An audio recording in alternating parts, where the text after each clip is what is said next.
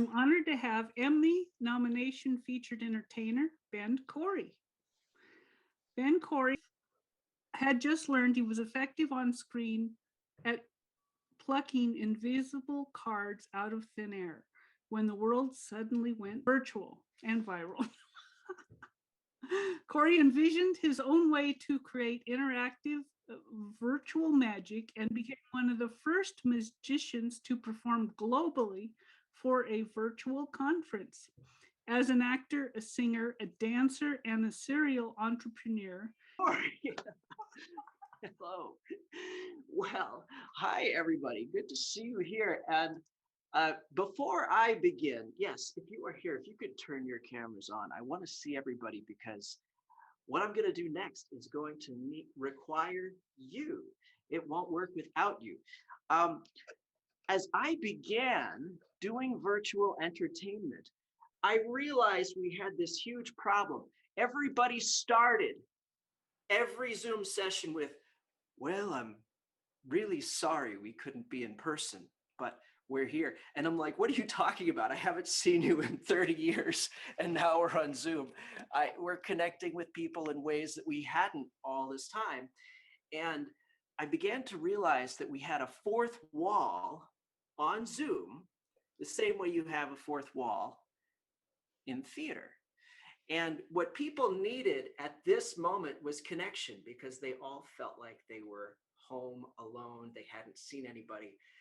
And so I began to question, how can I take magic? And hello, Mary Ann, so good to see you. I began to think, how can I take this experience and create more connection than maybe even we have in person?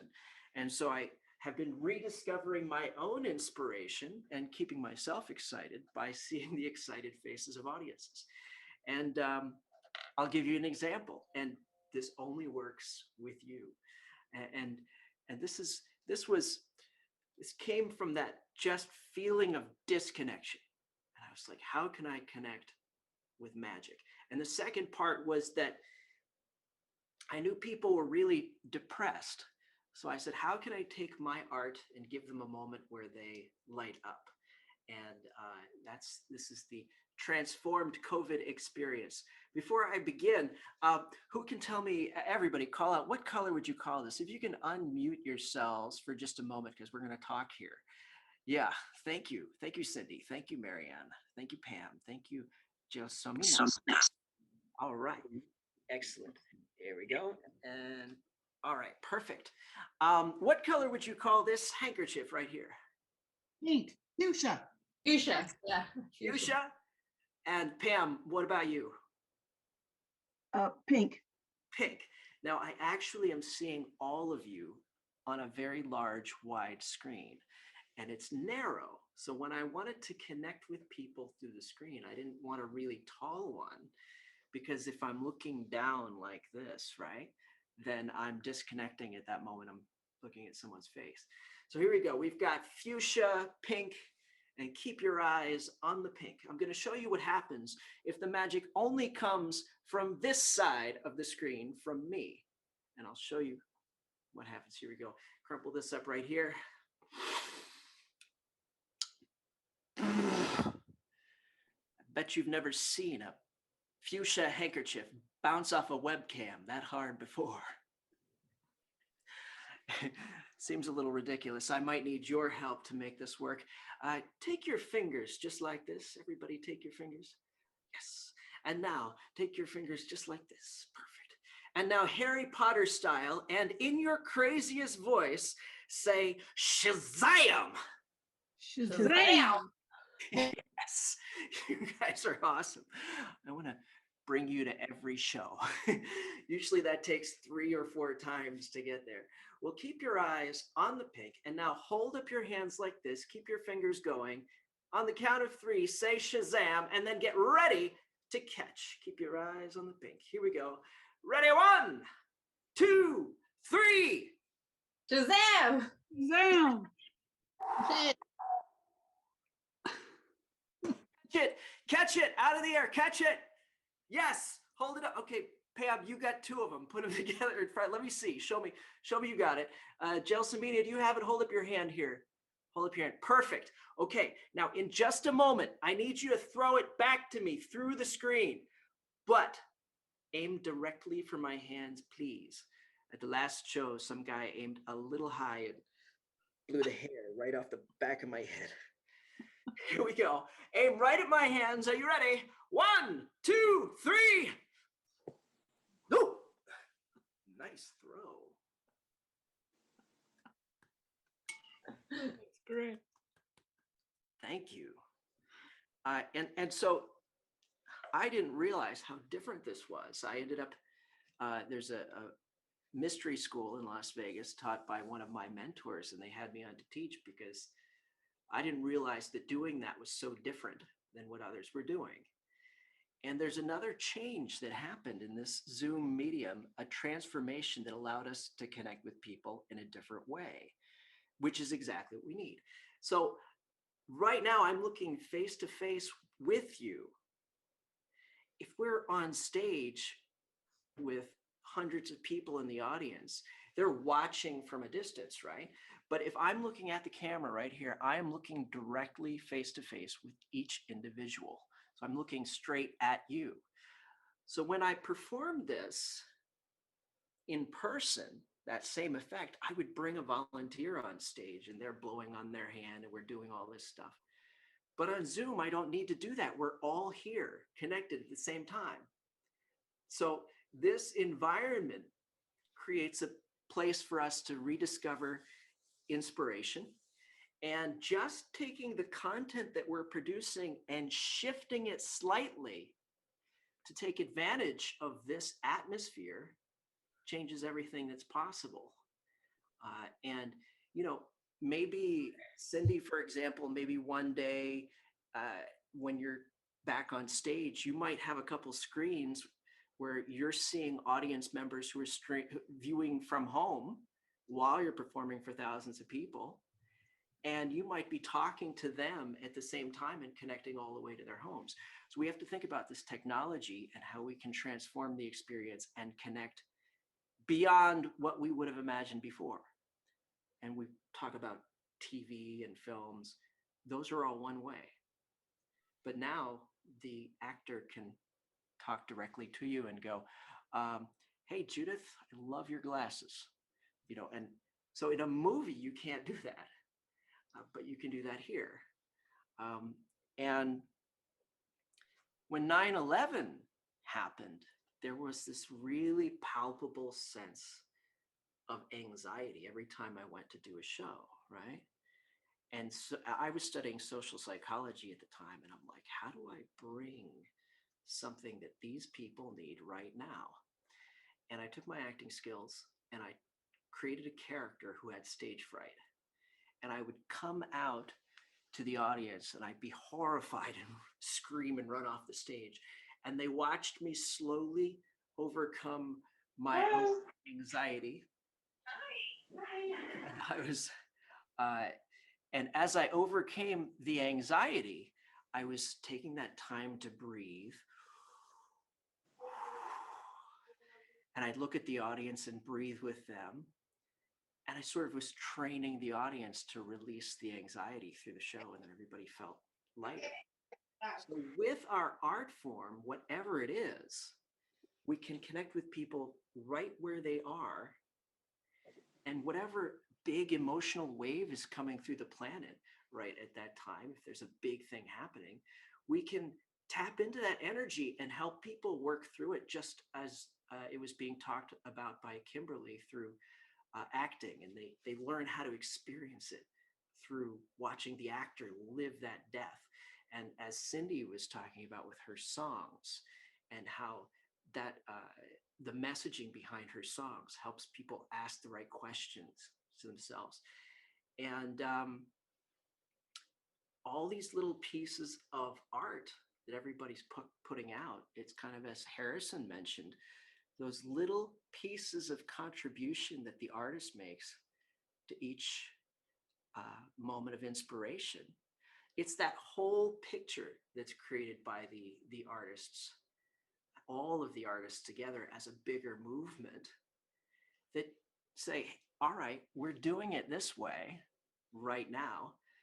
as Kimberly says, then the artist kind of is a little bit of the rebel. Here's another option. And so it's the artist who can make all these choices and switch directions and change how things are done. And then it provides the example for other people.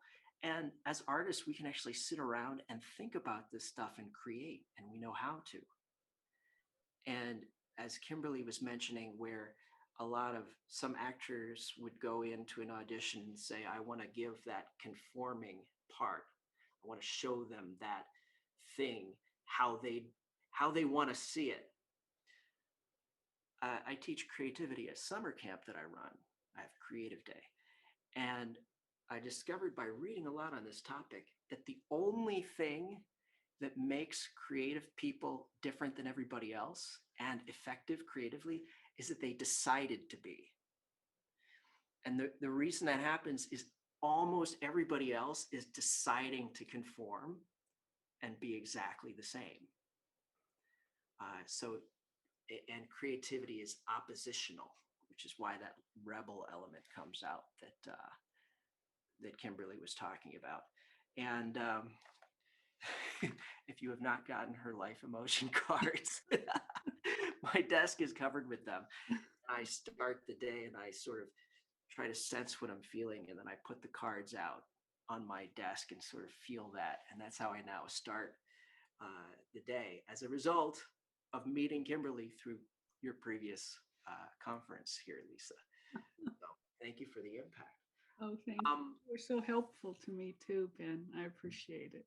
My pleasure. So that's a little bit of the story. Thank you. And would you guys like one more example of how that works before we Yes. go on? And I know Lisa's got a bunch of questions for me. Well, as this was beginning, this whole virtual show experience, I did one magic effect at a friend's virtual birthday party, and it turned out that her new husband directed this global association.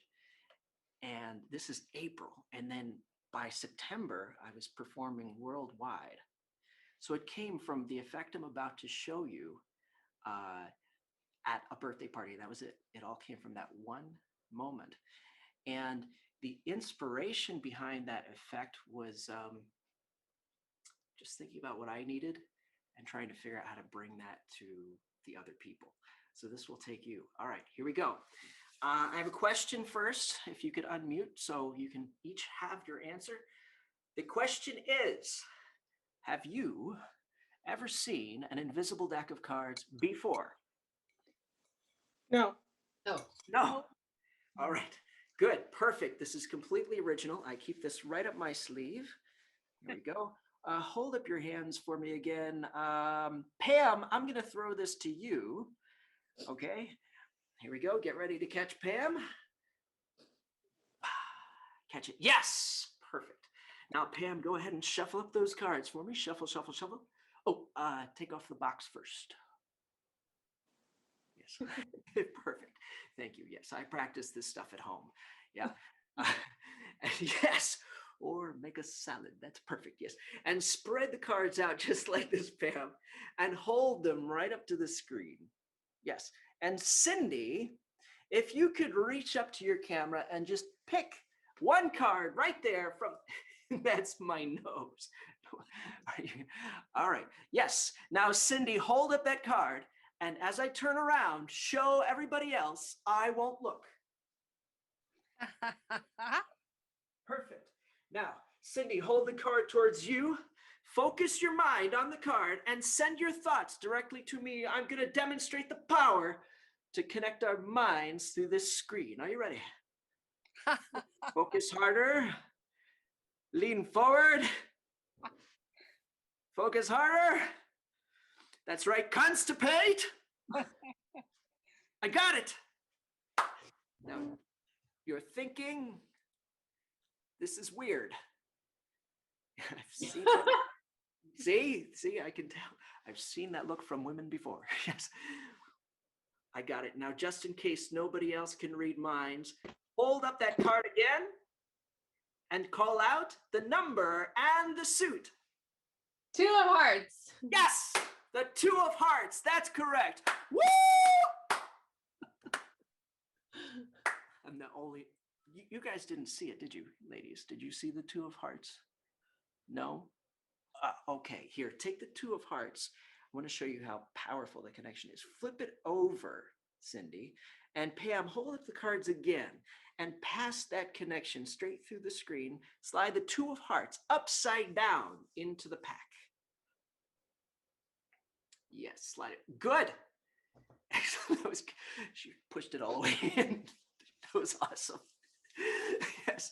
And Pam, go ahead and shuffle that back right into the pack.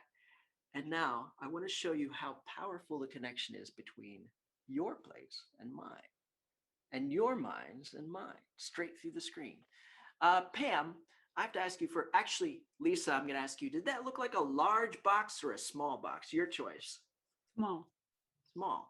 All right. Pam, there's a small box sitting right over there, about 4 feet from me. Yes. Take that box and throw it right there at that one. Yeah, just throw it right. Yeah. Throw it. Yes. Perfect. See, we have these connections going back and forth through the screen.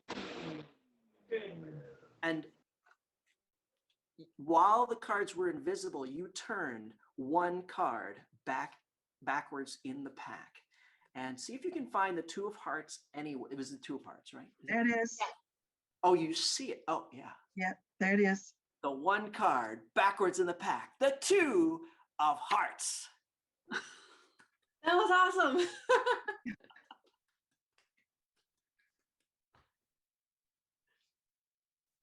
That was great.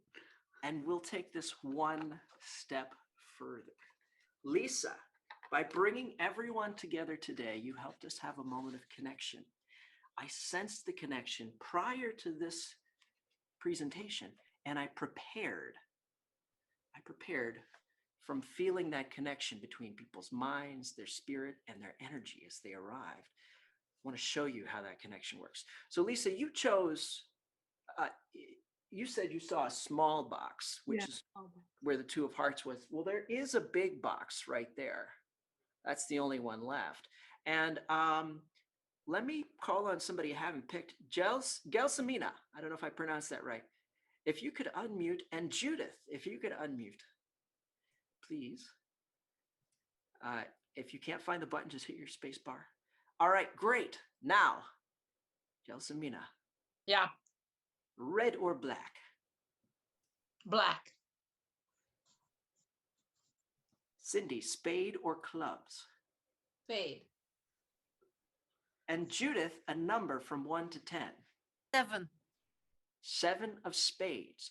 You see, we're all here connected in this experience, brought together by Lisa. And before we began, I prepared in that box over there. So we had 7 of spades, right? So check this out. I sensed your connections before you even arrived. See if you can find the 7 of spades anywhere as I flip through the pack. Oh, you see it already? Oh, yeah, there it is.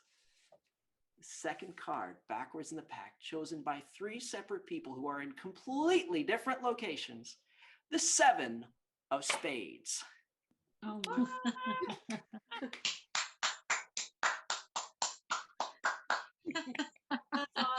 that's amazing.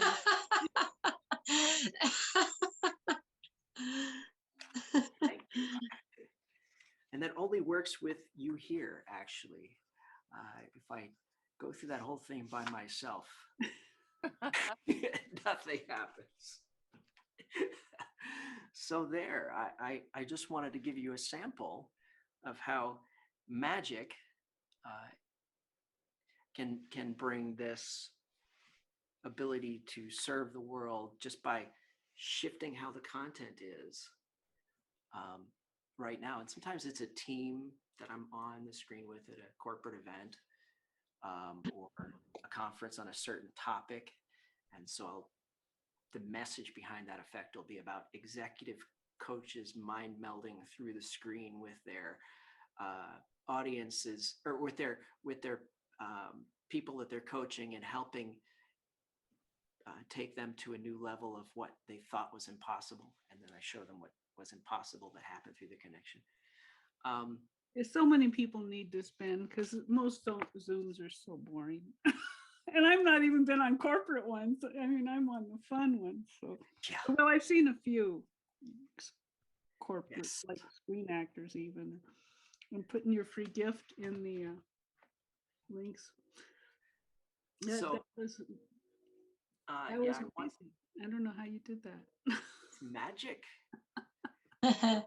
And, you know, these things all seem impossible. What's that one little sort of passionate ember you have in your mind? Maybe a little passion project you've been putting off that maybe you think is impossible, that maybe you could create. See, all the things you saw here you thought were impossible too. Well, maybe the thing you're passionate about is really possible. And things can happen that are beyond what you can imagine.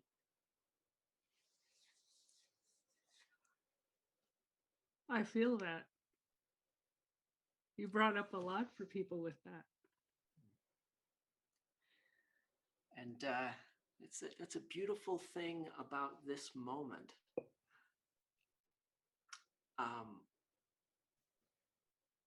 We can look at this moment for kind of what we've lost, right?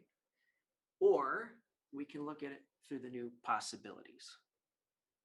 On Zoom, the reason that worked for me to do my show is I said, how can I make it better on Zoom than even in person? And 3,000 shows in person behind me. That's a tricky thing to imagine advancing further. And so the style came out of that. So the next question is, how can we make our lives better during COVID or because of COVID? And one of the things I realized is that we have a real opportunity. Anything that we've been passionate about, that we've wanted to get out to the world, we were rushing around like crazy. We could barely have 5 true minutes of focus, right? Where like a laser beam, you're sitting there on one topic. We really couldn't have that. We were rushing to this, rushing to that. And our friends were ready for this, friends were ready for that. And then suddenly, boom, we're home. So I frequently start conversations with this question. Hey, are there any passion projects you're working on? And I worked that into the show. Talking to one guy, and his answer was this. As a child, he could not afford, his family could not afford to pay the fees to have him join a soccer team, even, right? And so his passion project, he was launching a soccer league for kids who couldn't afford it in kind of impoverished areas. And this conversation turned to how what the kids were saying to him, what the parents were saying, how the kids showed up at the beginning, and then who they were after they'd been playing soccer with the whole team, right? And so that passion project that's living inside of you shapes people's lives in ways that are impossible to just imagine. So Lisa, when did you think of sort of creating a movement where you wanted the content that entertainers are putting out to have a powerful impact, serve the world more than just, more than just here, we're going to entertain? When did that start to be like an ember in your mind that entertainment could have kind of a transformational? Well, when I was in Waterworld, I mentioned that earlier. So that was 94. 1994, I was on the set and I was already a professional psychic and worldpsychics.com doing sessions for people all over the world on the phone with my eyes closed. Right? And that's when I got that insight.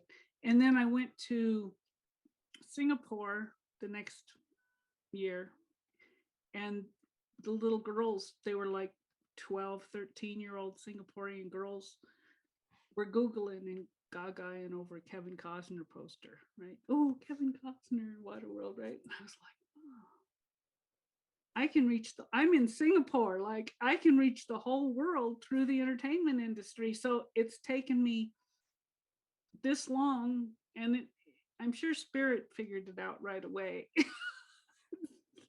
But it's taken me this long to kind of percolate it.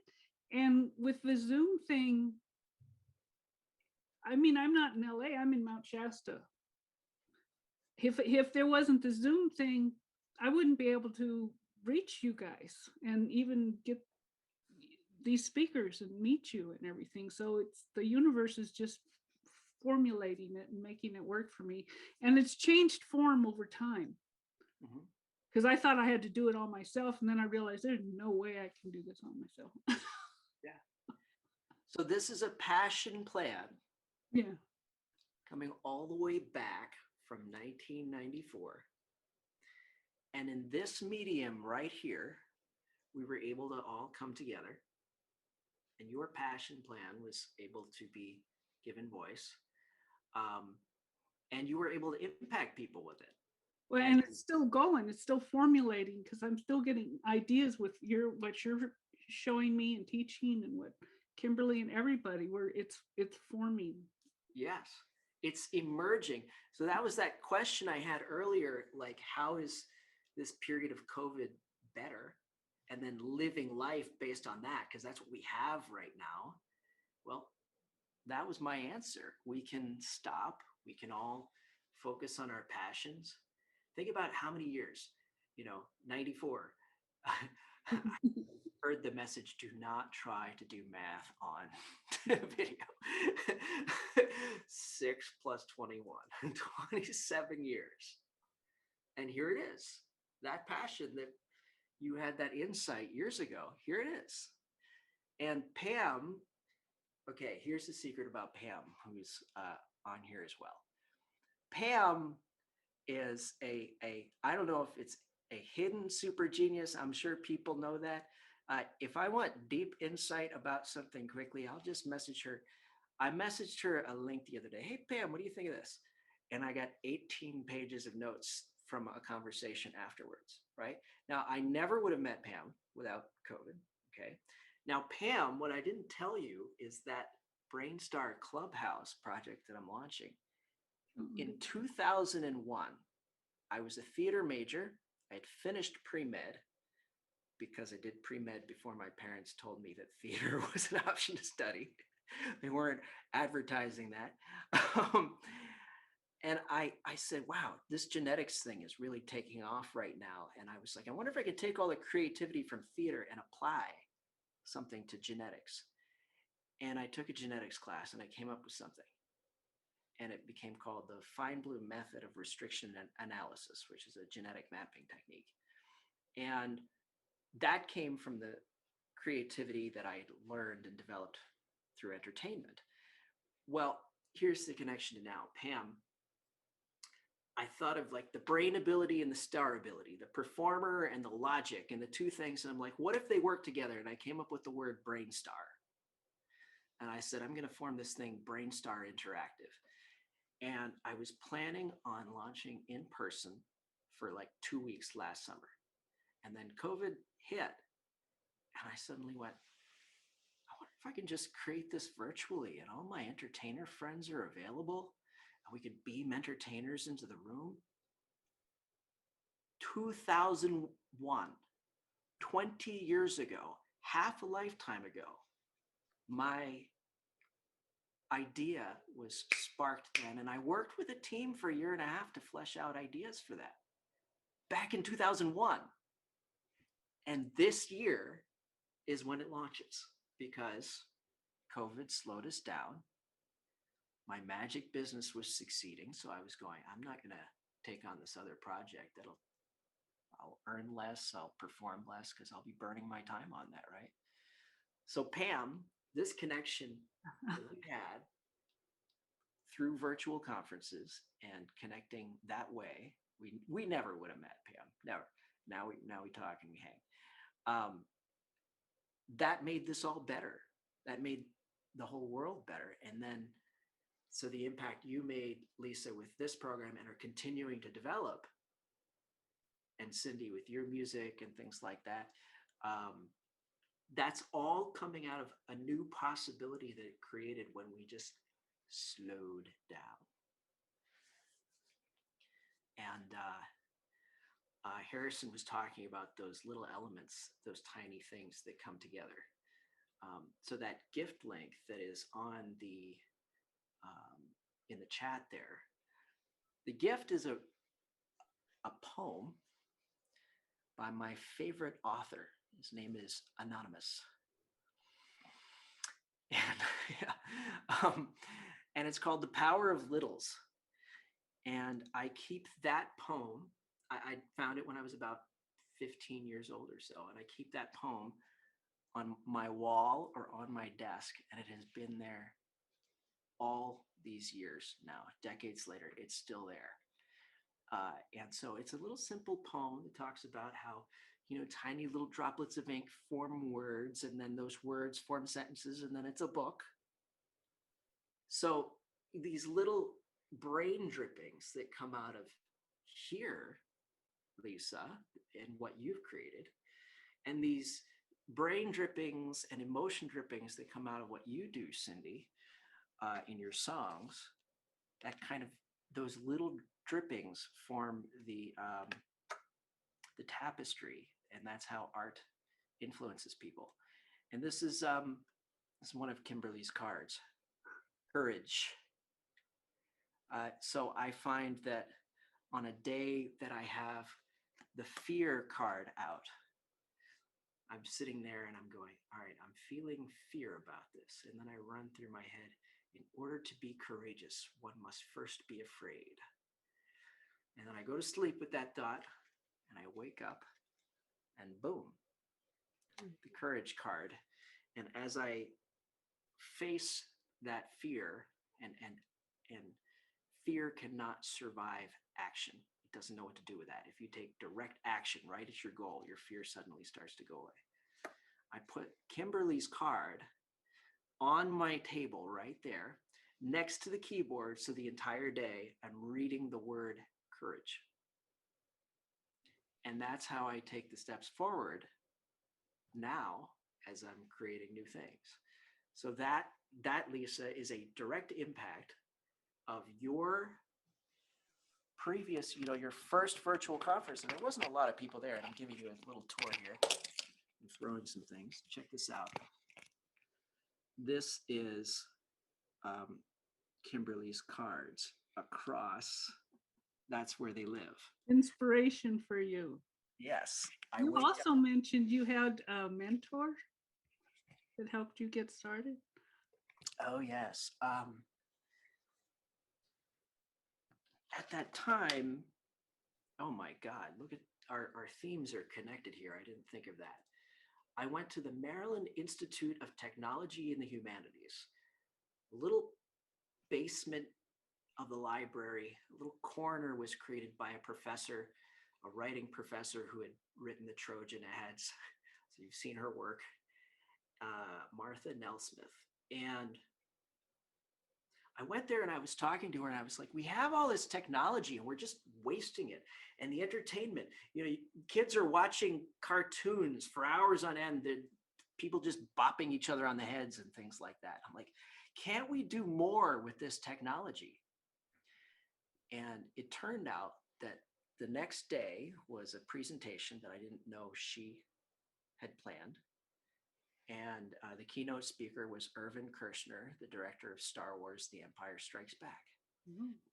And as Martha sat in front of me, she kept looking back at me because the speech that I had given her the night before was exactly what he was delivering in the keynote there.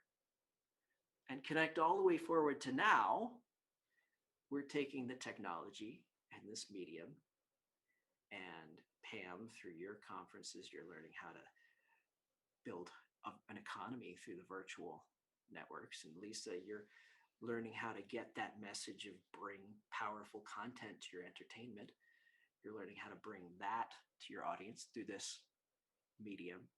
So connecting all the way back, that kind of yearning I had back at that time is now the reality that we're living. And after that moment, I got to work with him for 10 years. He was my mentor. And What did he mentor you on? everything down to helping me pick my classes in school.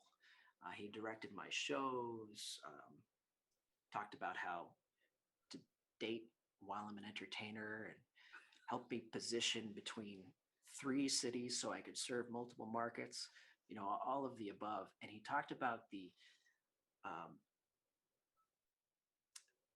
emotionally connecting in performance and things like that, because otherwise you're just sort of a flash in the pan, and then people move on to some other special effect or some other song. And that's why he was brought into Empire Strikes Back. He was George Lucas's writing teacher when in college, when he came up with Star Wars. And George wanted people to really care about the characters, or they'd see the special effects and they just move on. So a lot of what we were talking about was that kind of thing, or how art moves people. And he was a painter, and we'd go to museums and he'd show me the composition, and he'd show me how some people would paint a bowl of fruit and their eyes were just not quite open enough, and it would look plastic. He says, an artist has to open their eyes like this to let more light in to get the texture of fruit. And you could tell if the artist's eyes were not wide open enough because it comes out plastic. Wow. Or they Yeah. didn't have enough light in the room in those. I Yeah. mean, he painted some of those paintings by candles. Yes. And That's exactly. And bringing that message forward to today, we've all been kind of talking about the light from inside of ourselves and seeing from the higher perspective, and all of those things are our eyes opening more and more and more and getting into that truth so that we can then share it. Yeah. What's the mentor's name again? Somebody's asking in chat. Irvin Kershner. I'll type that. Oh, Yeah. Cool. And most people do not know the name. And it's kind of one of the biggest impacts in my life was to, I can feel that on your Yeah. heart. Yeah. next to the poem is usually a picture of him with his finger going like this. I go, what would Kirsch do? That's cool. So, You also had a personal story about energy. yes. I'll bring it back to something I saw from one of Kim's videos on YouTube, where that video she mentioned on how to move from stage to the screen. She was talking about authenticity and really going there. And I had seen another program by a woman named Vanessa Van Edwards, which talked about revealing kind of the truth about who you are and your deeper why as part of being memorable and part of really connecting with people through the screen. So I kind of put those together, and I realized after deep conversations with a coach, I realized why I went into magic and why I went into art. When I was 12 years old, I about halfway through the day would kind of collapse and literally hit the floor. And I could not stand up. And let's say it was after dinner, and my father would go, hey, aren't you gonna maybe put your dishes in the dishwasher? And I go, Dad, I can't get up. And so I had this big crisis at age 12. I was also about half a foot or a foot shorter than most people at the time. And I was diagnosed with a thyroid condition, which controls your entire metabolism. And so suddenly my life became about energy. That was the most important thing to me. And I had to eat right or my energy was gone. And I had to take this little tiny pill right or the energy was gone. And I had also this kind of crisis. So I had to learn at that time how to make it through my own crisis. And I think most people are not really challenged that often in their life. And when COVID hit, they were really challenged. So I learned that that time gave me the capacity to help other people through their challenges. And once I discovered how to maximize the energy in me, that was kind of like an obsession. I then began to realize that people all around, their energy was kind of, You can feel it, huh? yeah, they'd go to work and 50% plus of people were disengaged or hate their jobs and go there anyway every day. And they come back and there's this sort of heaviness. Uh-huh. And so I began to work into my performances just to make sure I showed up with the energy so people could feel that through the screen or in person. And I also have a lot of conversations with people around that to help unlock the energy. And my show, if you think about the where I was making you go like this, right? I entertain sometimes for senior communities. For years I have, because I'm like, one day I'm going to be old. I want to have entertainment there. I've got to be the entertainment there. And I saw their exercises. And sometimes, yeah, exactly, Cindy. And I saw them and they had this simple exercise with this. And then they were like lifting their hands up and down. And I went, oh, Shazam, right? And so I'm thinking, all right, we're stuck in this Zoom window. And imagine I'm performing for 20 CEOs. I show up and they're all so well behaved and their bodies don't move and they're sitting just like this. Well, we'd like to thank you for coming to our meeting today. Our next presenter is Ben Cory, and they barely move. And then it's like, I'm getting them to go like this and breaking their hands out of that and breaking their voice out of that. And if they say Shazam and it's not crazy enough, I go, no, crazier. And break their voice out of that. And suddenly this little boom like this has become freed energy. And that's actually the root of all of my performances, is to figure out how to take where people are stuck and free them. And that's the transformation I like to bring through my work. There's a point I built a medieval dinner theater, and I'm Yorick, the court jester, and by the way, you look ridiculous, Lisa. Where are your bells? I suppose you haven't left your house, so maybe that's why you're not wearing your bells. And I'd come in and I go, Yorick, and I'd hold my hand out, and they'd hold their hand out, and I'd go, shake on it. And I take their hand and I go, and my whole body would shake and I'd vibrate all the way through their body. And really, I was just kind of breaking their physical stuckness. Yeah, that's great. Because it also changes the mind shift. Yes. Right? Did you know that when you were a kid, though, when you were doing your energy, you knew it was your physical energy. Could you also feel people? Were you psychic at all? I was very sensitive. I could walk past somebody, and if they were upset, I'd suddenly be like, man, I'm really not feeling good today. And just these tax problems. When I was 14, and I would pick up the energy of other people because I was so sensitive to energy after that. Yeah, well, that's psychic. Psychic's just a term, but yeah, sensitive. The more you identify with your gifts and that's how you were, the more it gets stronger, and you become more transparent in it, so you don't have to pick it up from other people. But when you're a kid, you don't really have much identity until you're 7, so you think that is you.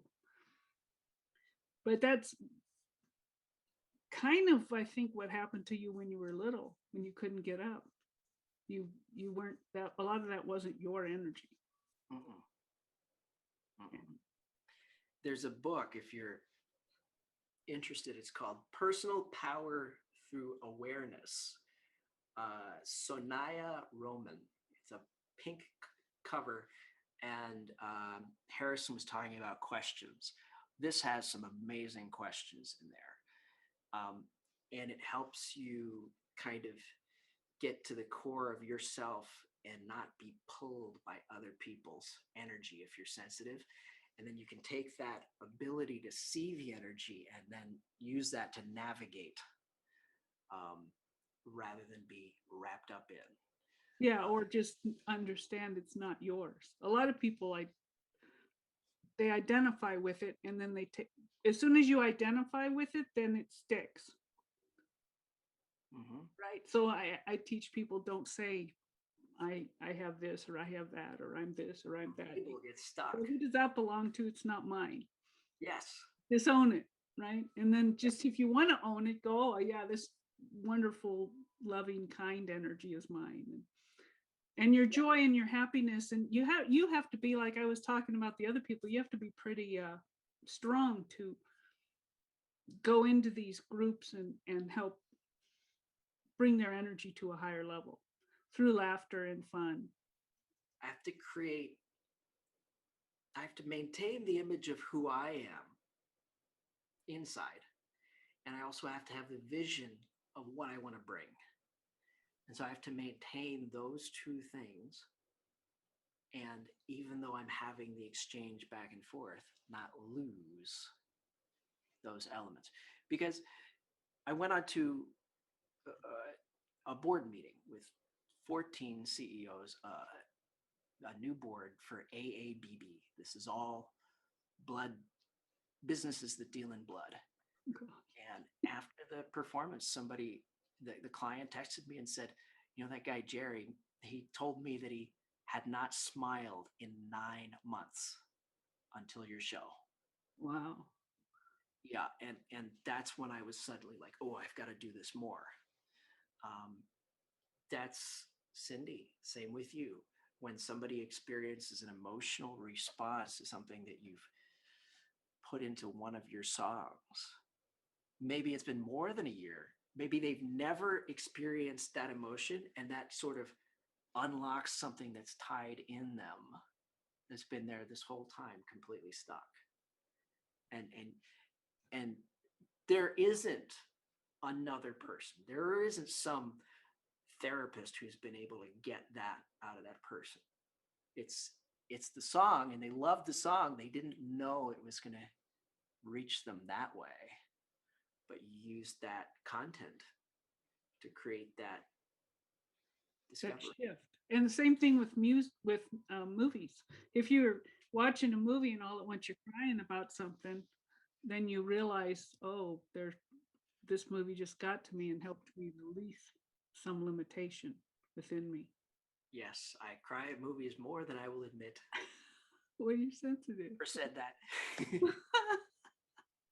So is there anything else you want to share with us, Ben? This has been great. I do want to tell you, I've never seen anybody do that on Zoom.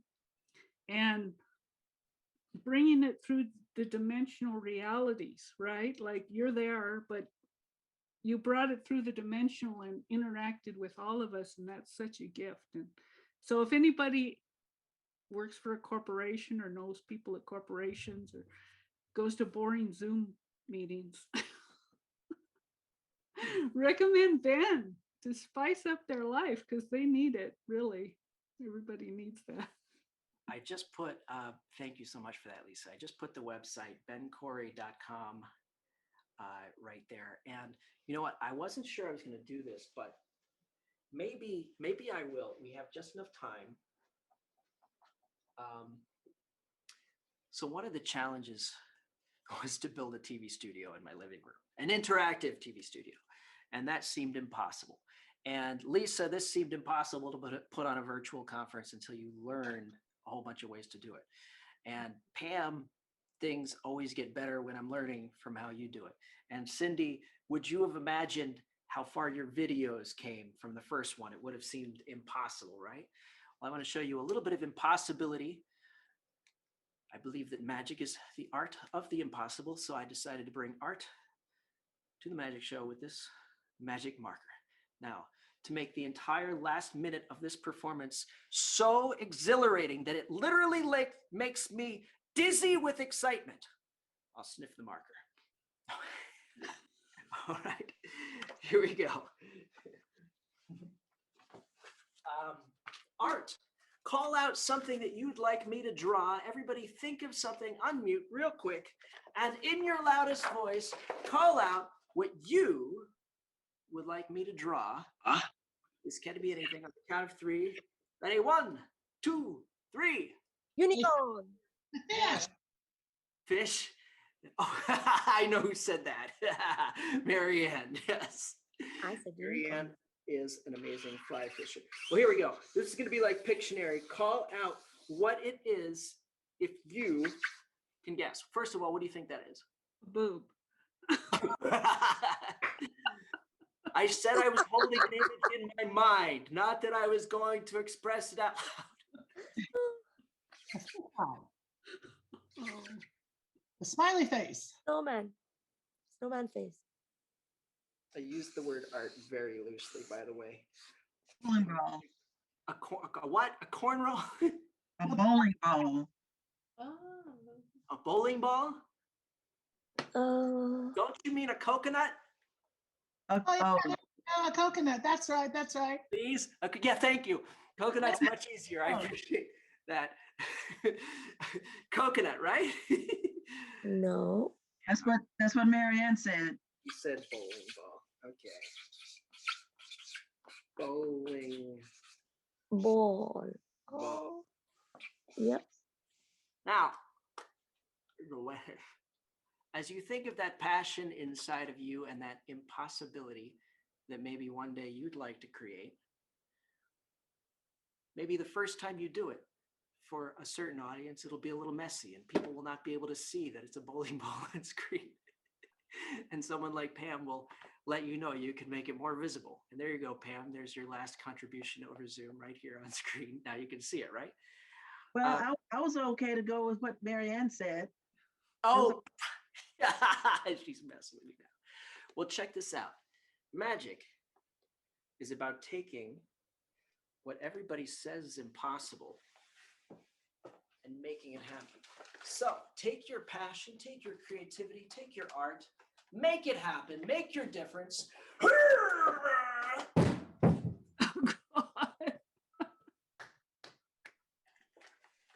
That was awesome. The impossible will Please happen. have that in your pants. Never tell. Oh, God, that was funny. And to prove that your passion is real and can happen, I'll demonstrate that this bowling ball is real by throwing it at the webcam.